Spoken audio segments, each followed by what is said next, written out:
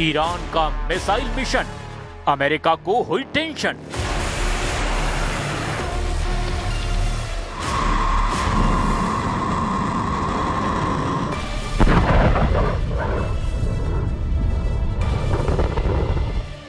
Khamenei ने तैयार किया किलर प्लान। मिसाइल रिबूट तैयार, अमेरिका इजराइल सावधान।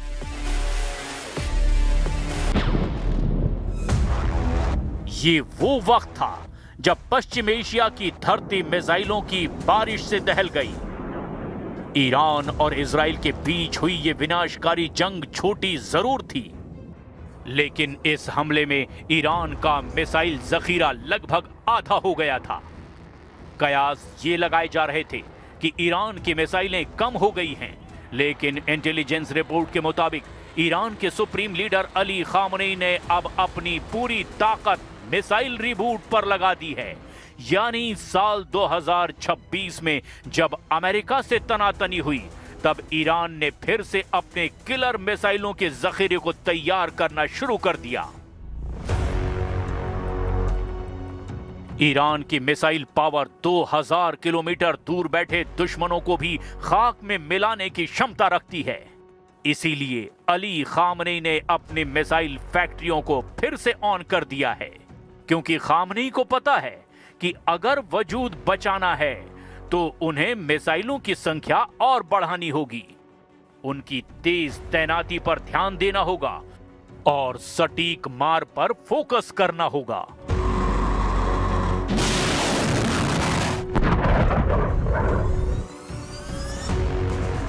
ईरान तेजी से अपने मिसाइल भंडार को फिर से भरने में जुटा हुआ है। पिछले 20 सालों में ईरान ने अपने मिसाइल प्रोग्राम में भारी निवेश किया है। एक तरफ जहां ईरान ने साल 2015 में खुद पर 2000 किलोमीटर की रेंज की पाबंदी लगाई थी ताकि यूरोप के देश नाराज न हों, लेकिन इस पाबंदी के बीच उसकी खुर्रम शहर मिसाइल उसके खुद के कानून को तोड़ने का माता रखती थी।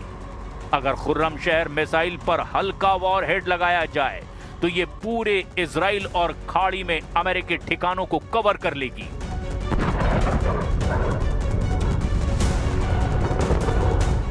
इस बीच ईरान की सेना ने एक और बड़ा बदलाव किया है। लिक्विड फ्यूल मिसाइल से हटकर अब वो सॉलिड फ्यूल मिसाइल पर जोर दे रहा है। ऐसा इसीलिए क्योंकि सॉलिड फ्यूल मिसाइल तेजी से लॉन्च हो सकती है, जिससे दुश्मनों को संभलने तक का मौका नहीं मिलेगा। सॉलिड फ्यूल मिसाइलें ज्यादा सर्वाइवेबल होती हैं और दुश्मन के एयर डिफेंस को चकमा देने में मदद करती हैं। ईरान ने अपने मिसाइल प्लान में बदलाव इसीलिए किया क्योंकि 2025 में जब इजराइल से जंग हुई, तब उसकी कई मिसाइलें अमेरिका और इजराइल के एयर डिफेंस को भेद नहीं पाईं। इसीलिए अब वो अपने पारंपरिक मिसाइल सिस्टम को इस तरह से डेवलप कर रहा है कि वो आयरन डोम को चकमा दे सके। अब ईरान अपने वॉरहेड को और ज्यादा फास्ट बना रहा है, जिससे अमेरिका और इजराइल को टेंशन हो गई है। ऐसा इसीलिए क्योंकि ईरान की कई मिसाइलें परमाणु हथियार ले जाने में सक्षम हैं। ईरान की मिसाइल पावर सिर्फ उसकी सरहदों तक सीमित नहीं है। उसने ये हथियार अपने प्रॉक्सी ग्रुप तक ही नहीं पहुंचाए, बल्कि यमन के हूथी विद्रोहियों के पास भी ये हथियार हैं, जिन्होंने सऊदी अरब और यूएई पर हमले किए और अब रेड सी में जहाजों को निशाना बना रहे हैं। ईरान ने रूस को भी सैकड़ों क्लोज रेंज मिसाइल दिए, जिसका इस्तेमाल यूक्रेन युद्ध में हुआ।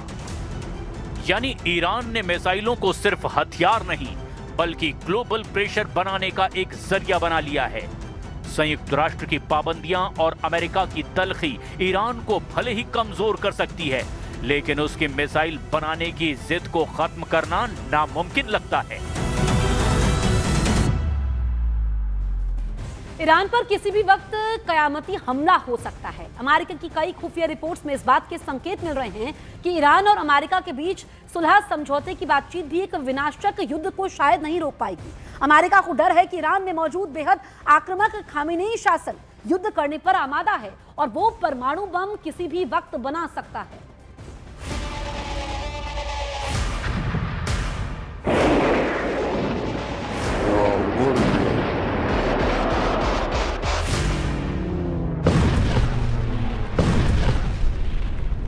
पागल परमाणु बम खौफ में ट्रंप, ईरान को हराना नामुमकिन।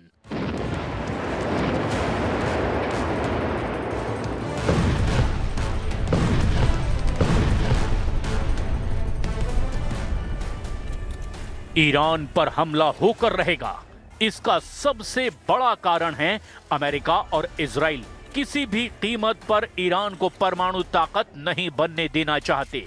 इसके अलावा अमेरिका और इजराइल किसी भी कीमत पर ईरान की बैलिस्टिक मिसाइलों की पावर और क्षमता को तबाह कर देना चाहते हैं, ताकि ईरान डायरेक्ट इजराइल और अमेरिका पर मिसाइलों से हमला ना कर पाए। खुद अमेरिका के उपराष्ट्रपति जेडी वेंस ने एक इंटरव्यू में कहा, किसी भी पागल शासन को परमाणु हथियार रखने की अनुमति नहीं दी जा सकती। उन्होंने तेहरान को धमकी देते हुए कहा कि ईरान अमेरिका की कूटनीति को कमजोर समझने की गलती बिल्कुल ना करे। दावा तो यहां तक किया गया कि अमेरिका और इजराइल ने सबसे पहले 3 टारगेट ईरान में फाइनल कर दिए हैं। पहला है ईरान के वो 5 परमाणु अड्डे जिनके दम पर ईरान 10 से ज्यादा परमाणु बम बना सकता है। दूसरा सबसे अहम टारगेट है ईरान के सुप्रीम लीडर अली खामनेई, जो 47 साल से ईरान में अपना इस्लामिक शासन चला रहे हैं। और तीसरा टारगेट है IRGC, जो ईरान की सुरक्षा की रीढ़ की हड्डी मानी जाती है और जिसके दम पर ही आज ईरान 5000 मिसाइलों से हमले के लिए पूरी तरह से तैयार है। हमला कब होगा, कैसे होगा, ये तो पता नहीं, लेकिन हमला होगा जरूर और शायद इसकी शुरुआत हो भी चुकी है। खबर है खामनेई के दफ्तर के पास IRGC और MEK में खूनी संघर्ष हुआ है, जिसमें 100 से ज्यादा लोग मारे गए हैं। ये खूनी संघर्ष खामनेई के तख्ता पलट से जोड़कर देखा जा रहा है। जो खुफिया इनपुट मिल रहे हैं उसके मुताबिक ईरान ने बातचीत से ज्यादा बारूदी तैयारी पूरी कर ली है, लेकिन जो ये घटनाक्रम तेजी से बदल रहा है, इसकी शुरुआत हम करते हैं उस पागल परमाणु बम के खौफ से जिसने अमेरिका और इजराइल के होश उड़ा दिए हैं। 5 अड्डों पर 10 परमाणु बम, ईरान के ट्रैप में ट्रंप।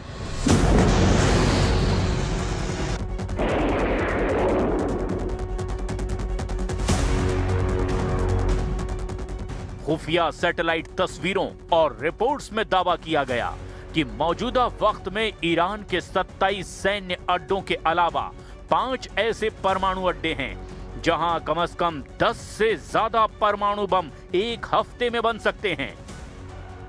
राष्ट्रपति ट्रंप के विशेष दूत स्टीव विटकॉफ ने अमेरिकी मीडिया को दिए इंटरव्यू में 2 टूक कहा कि ईरान एक हफ्ते के शॉर्ट नोटिस पर यूरेनियम से बम बना सकता है।